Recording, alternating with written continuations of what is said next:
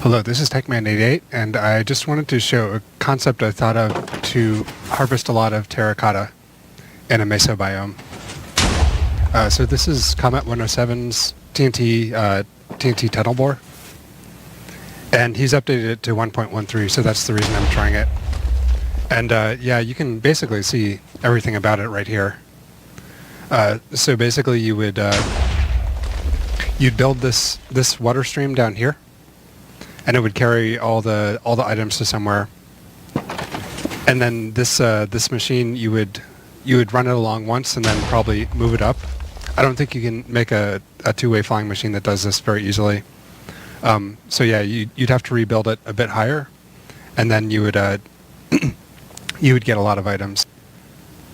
So the reason I think this might be a viable thing to do is because if you use the 1.7.2 terrain generation for mesas, you just get these enormous areas totally filled with terracotta. There's no stone in here like you get with later versions. So even though this is incredibly lossy, like maybe 1 out of 5 drop rate, there's not much to deal with. Like there's not a lot of lava pockets really, not a lot of water to deal with, which you would have to deal with. You would have to babysit this. But I think it's probably easier than mining it out by hand, or building one of those insane quarries, those fully automatic quarries. I also wanted to show some cool things you can do with armor stands to help test one of these machines. Like if you want to try and figure out a blast pattern for your TNT, this is a really good way. And this is similar to what I showed in an advanced cloning video, where you clone to an armor stand. In this case, it's just summoning a TNT about to explode right at the armor stand. So those commands back there, they're just going to move it forward by 1 block, and then, yeah, summon the TNT. And there's no reason you just have to do one. You could summon a whole array of them, and I guess I'll try and show that now. So let's say I wanted to try a different blast pattern. I've got these commands right here to just teleport the armor stands and summon a new one. I won't bore you with the details, but it's execute as, and then at a position, then teleport. Teleport -7 in the Z direction. So that's going to give me this array of armor stands. And then what I can do is just turn this on and have it do its thing. So this can kind of show me if this is going to be a good blast pattern, whether I should space them out more, have a different arrangement. I guess another thing you could do, if you wanted to, is like you could put them on a slope, kind of what I showed at the beginning. So let's say, yeah, over 7, then up 1. So kill all the armor stands with that, then I can resummon them at this angle. This is if you like had a water stream at the bottom and wanted to make it parallel to that.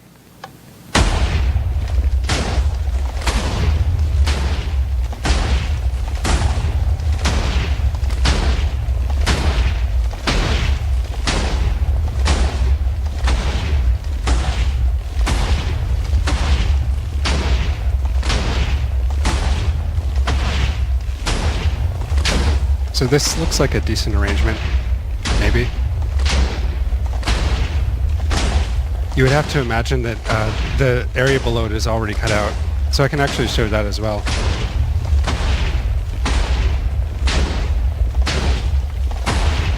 So just turn that off, kill the armor stands, and then I can space it out by 8 instead.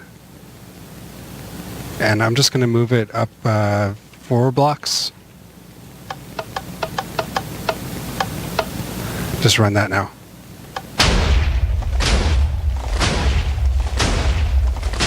And you'll notice that at the beginning, the explosions don't fully clear out the blocks. That's just the way TNT blows up. If it starts inside a block, it's not going to blow up nearly as much.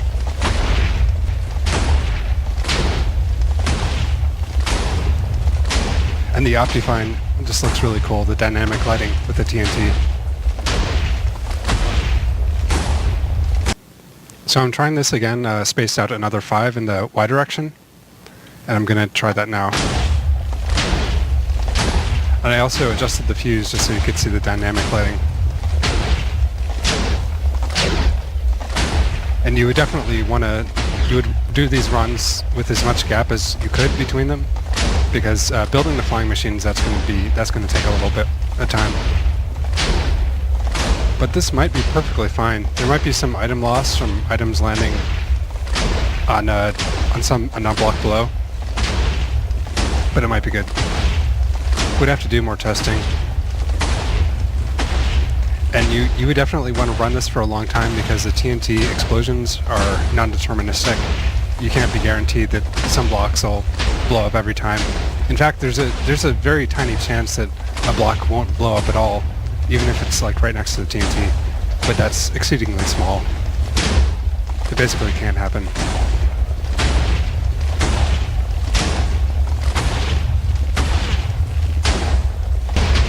So I probably should have chosen a better landform to try this on because I'm already out of area to do it in. Now I'm just running this one final time with a gap of 6 between the layers, just seeing if this might work. I guess even if it leaves a couple blocks behind and doesn't blow them up, that might be okay, but this is looking a little more risky. There's a lot of configurations you would probably want to try before you committed to building a flying machine to do this, or coming up with the full plan.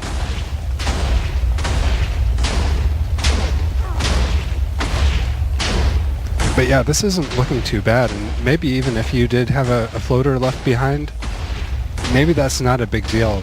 It's not going to stop a tunnel bore, because these tunnel bores can all operate independently. They're all going to create a hole big enough for themselves.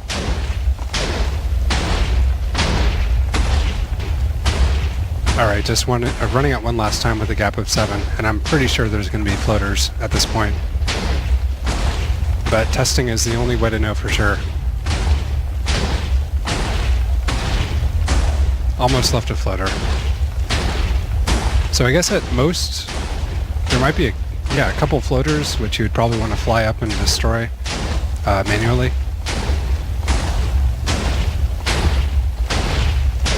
But so far in all my testings, this seems like a pretty viable option for mining a whole crap load of terracotta. And so far, no floaters whatsoever. So I'm just going to try a much bigger test here.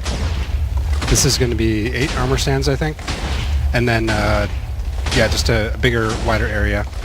And then I'm going to space it out by 7 every time and see if that leaves any floaters.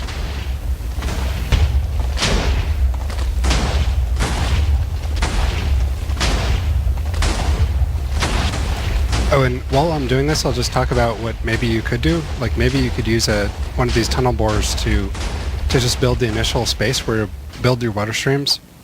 So yeah, you could do that and then come along and just fill in all the gaps like this. This is rather than building beacons and just mining it out by hand. So yeah, at that point you would just put water down. And yeah, it would take some effort to try and build that, but this should roughly be 8 blocks long so the water stream can reach the other side. Or maybe not. But you get the point. So back to Comet's actual flying machine. This is how I'm testing it. So yeah, these are how you move the machine forward and activate it.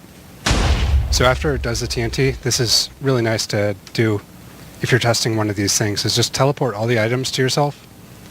Then you clear them, and you clear them first, then you teleport them. So that's a nice, easy way to actually see how many of these items blew up. And I guess it's going to get a couple over here. I won't worry about that.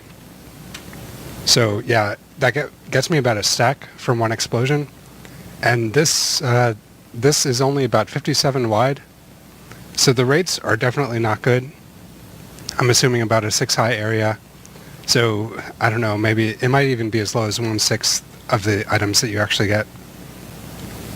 And in terms of like staggering this, like having the next one up 1 block, that doesn't look too hard to do. It looks like there's just these slime things connecting each one. I guess they're all instant wires. But yeah, I think there's definitely some push limit left. Let's see, like 1, 2, 3, 4, 5, 6, 7. I don't know. It's not. It shouldn't be too high. I don't think that would be a big deal to change that. But I didn't want to start messing with this because that can get pretty annoying. And I'm definitely not an expert on flying machines.